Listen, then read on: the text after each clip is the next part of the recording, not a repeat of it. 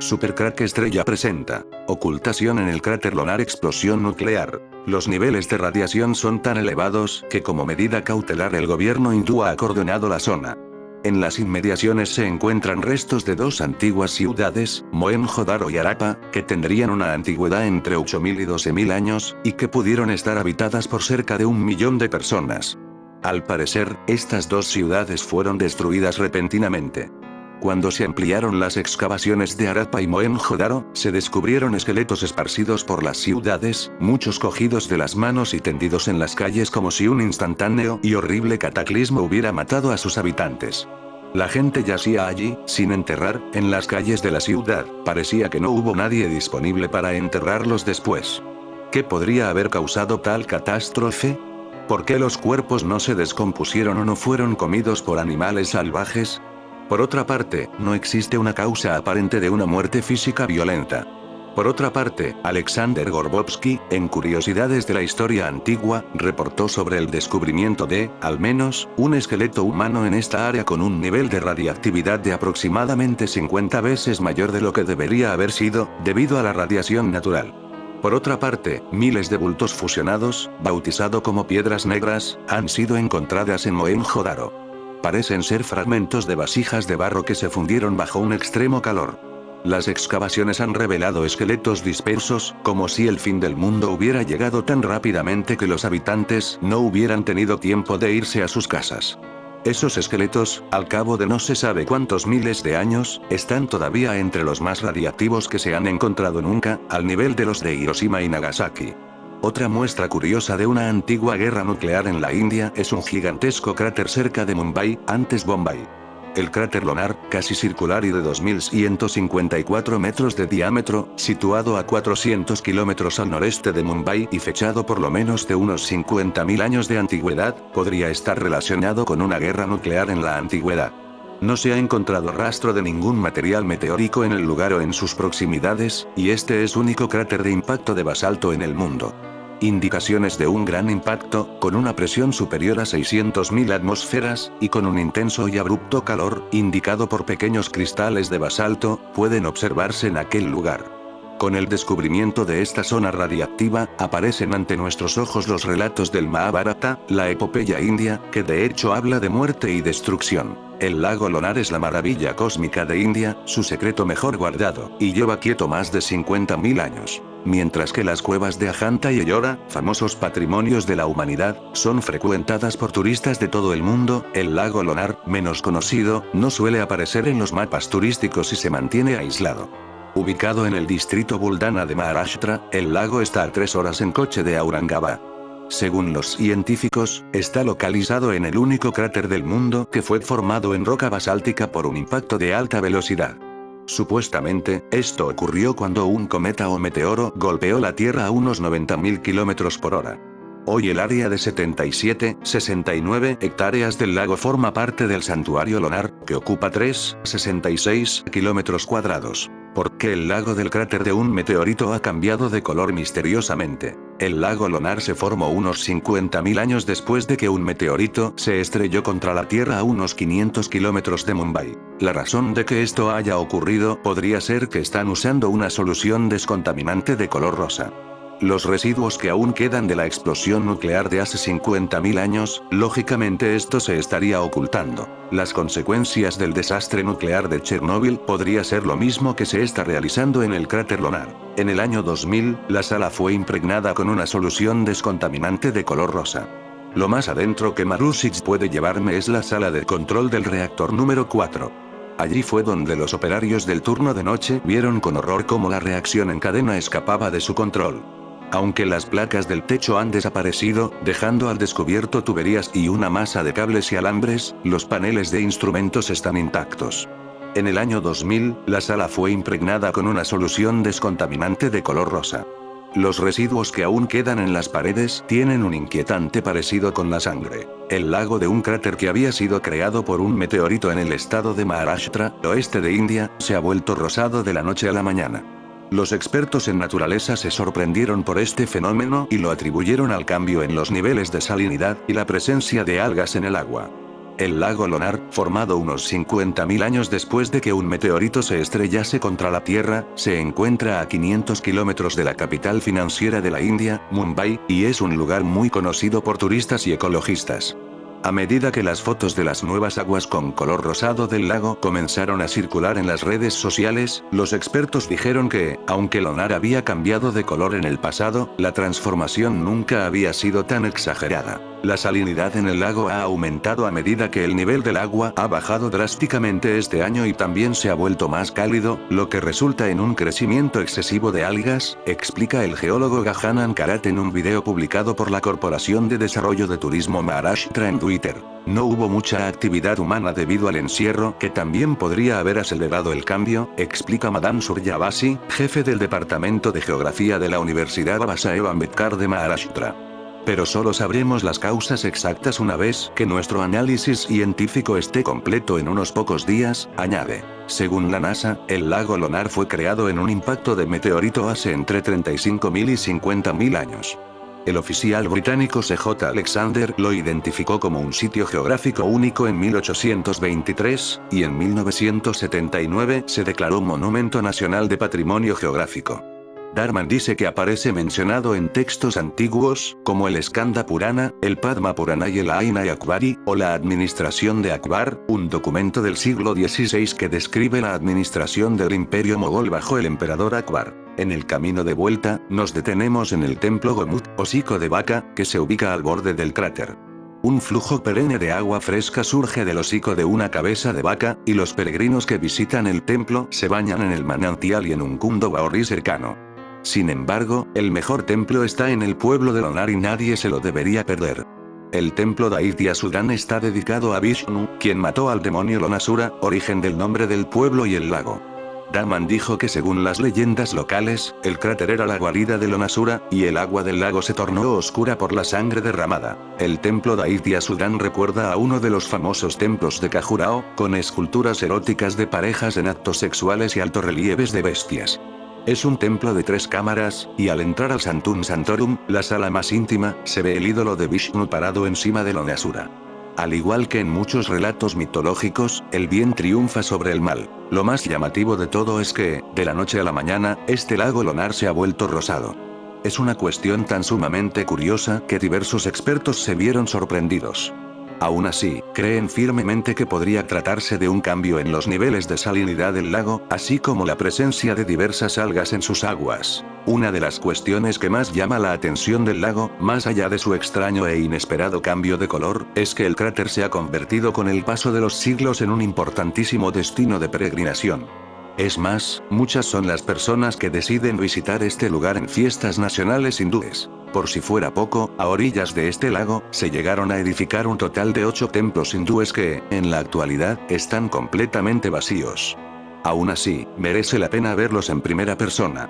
Lo que sí deben saber los turistas, que deciden pasear por la orilla del lago Lonar, es que estamos ante un lago que no es fluido, es decir, que desprende un fuerte y desagradable olor debido, entre otras cuestiones, a la alta concentración de microelementos y diversos minerales. Este texto describe Arata como la capital de un país situado más allá de las cadenas montañosas y más allá de Ansan, es decir, más allá del sudeste de Irán.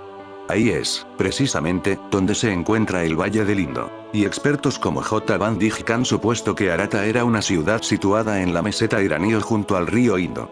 Pero lo más sorprendente de todo es el hecho de que, en el texto, se habla de los hilos de cereales de Arata. Era un lugar en donde el trigo crecía solo, y las judías también crecían solas, las cosechas se acumulaban y se almacenaban en los depósitos de Arata.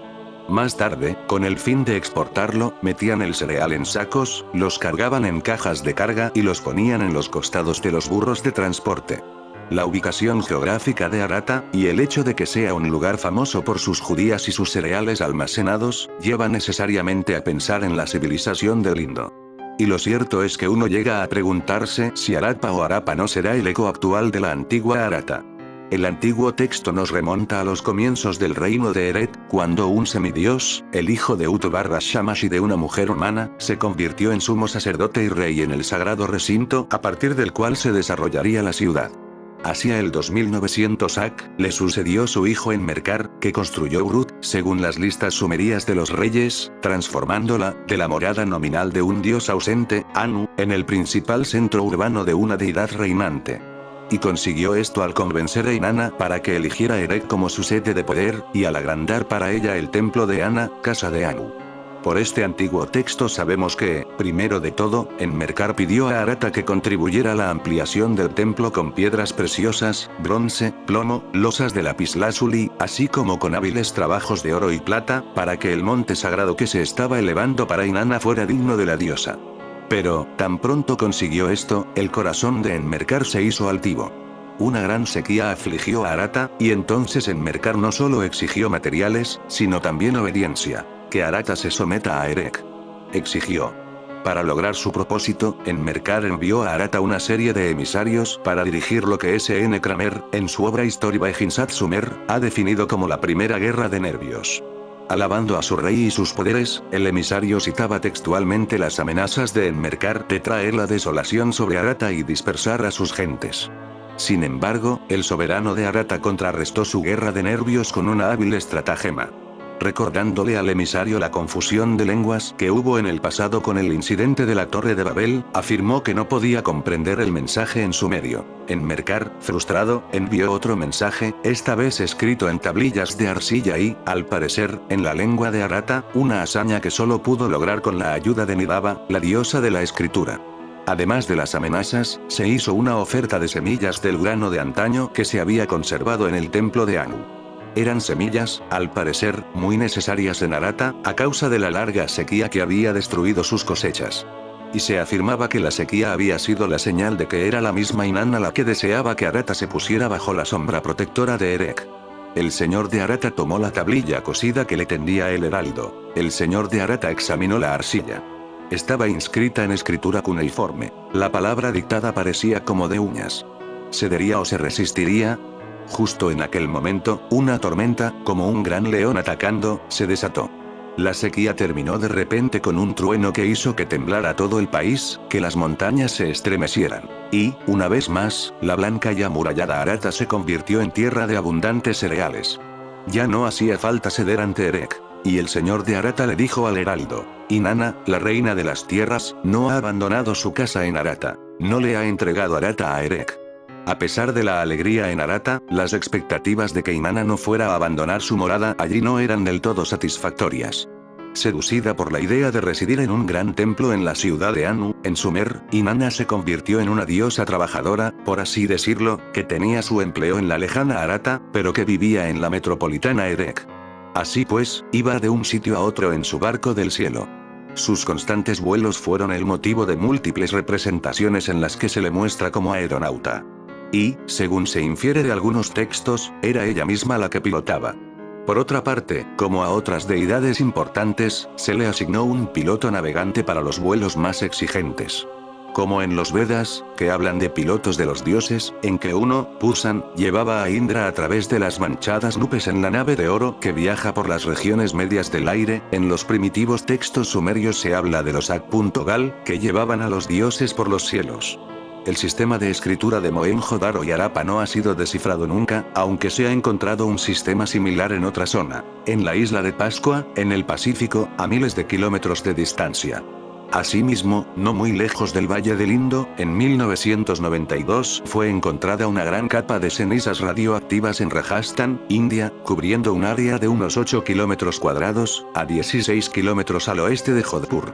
La radiación es tan intensa que aún contamina la zona. Curiosamente, en esta zona, supuestamente sometida al ataque con bombas nucleares, está ubicado el desierto de Thar. Aquella zona se caracteriza por el gran número de malformaciones congénitas que se dan en los alrededores. Cerca del cráter lunar está el templo de Kailasa, el inexplicable templo de Kailasa. ¿Lo construyeron los hombres o los extraterrestres? ¿Pero qué tiene de especial la mencionada construcción?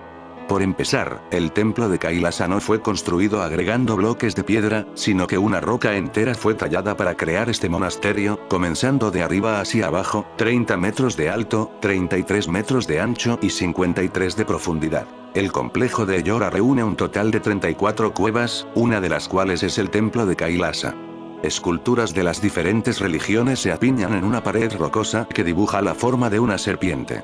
Por si la dificultad de la realización y la belleza del entorno no fueran suficientes, un curso de agua corre por la parte superior de las cavidades y genera una hermosa cascada en la estación monzónica que los visitantes deben salvar sin mojarse.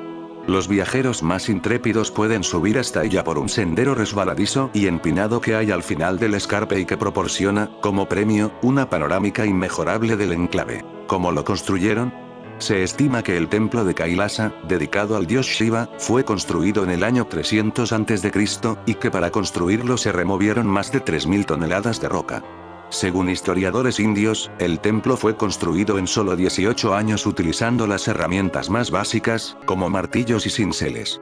Si esto es cierto, significaría que se removieron 5 toneladas de roca a diario, lo que resulta imposible aún con la tecnología más moderna. ¿Cómo pudo ser?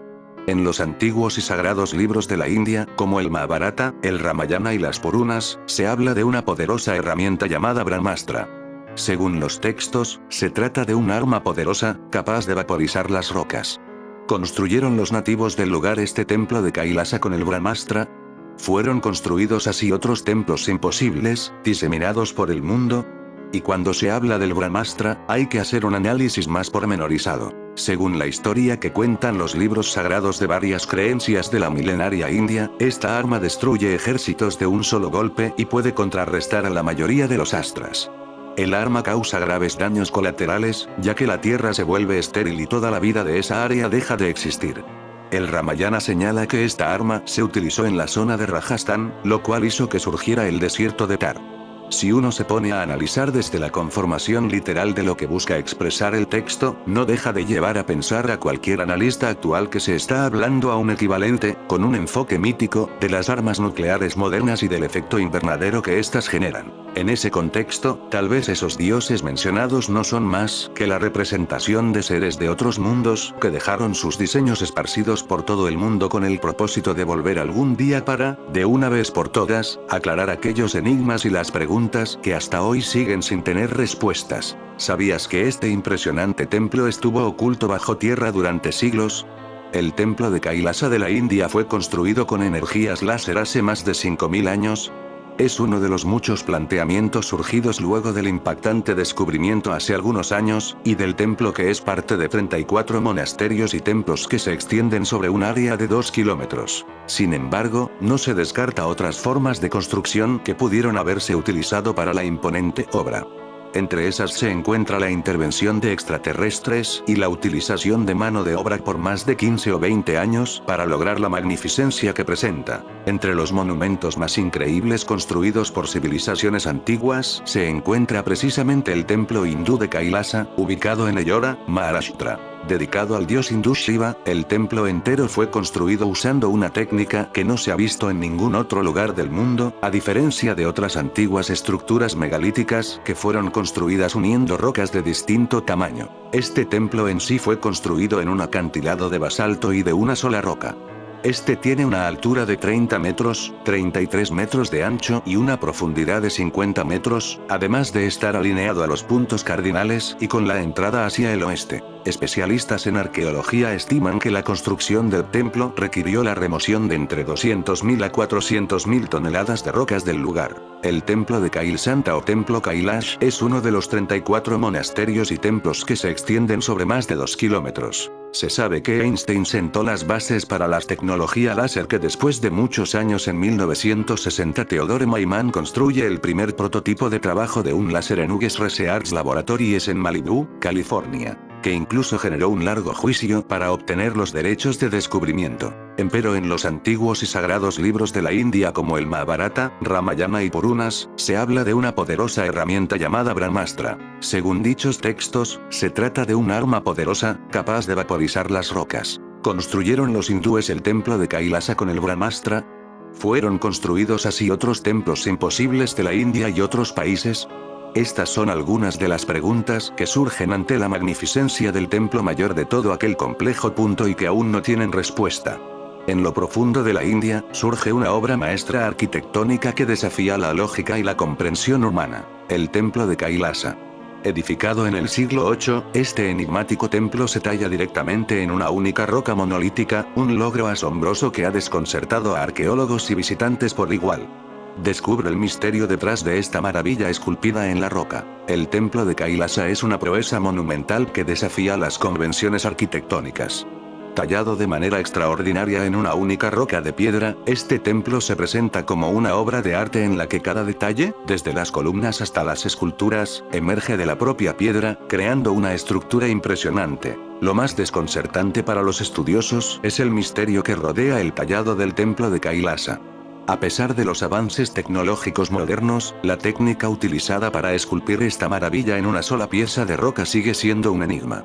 La ausencia de registros históricos sobre su construcción añade aún más intriga al templo. Estas grutas fueron declaradas Patrimonio de la Humanidad por la UNESCO e incluyen monumentos construidos entre el año 600 y 1000 después de Cristo. De entre todas las impresionantes estructuras destaca Kailasa. Aunque el origen y la autoría del templo no está clara, los investigadores e historiadores ubican la construcción bajo el reinado Krishna I de Rashtrakuta, quien gobernó desde aproximadamente el año 756 hasta el 773 DC. El templo de Kailasa no solo impresiona por su tamaño y ubicación única, sino también por los detalles intrincados de las esculturas que adornan sus paredes. Cada relieve cuenta historias mitológicas y religiosas, transportando a los visitantes a través de épocas y narrativas que han resistido la prueba del tiempo. El templo de Kailasa es sagrado para el hinduismo y se cree que representa el monte Kailash, la morada del dios Shiva. Esta conexión religiosa agrega un nivel adicional de significado al templo, convirtiéndolo en un lugar de peregrinación y adoración para aquellos que siguen la fe hindú. Adiós amigos de Supercrack Estrella.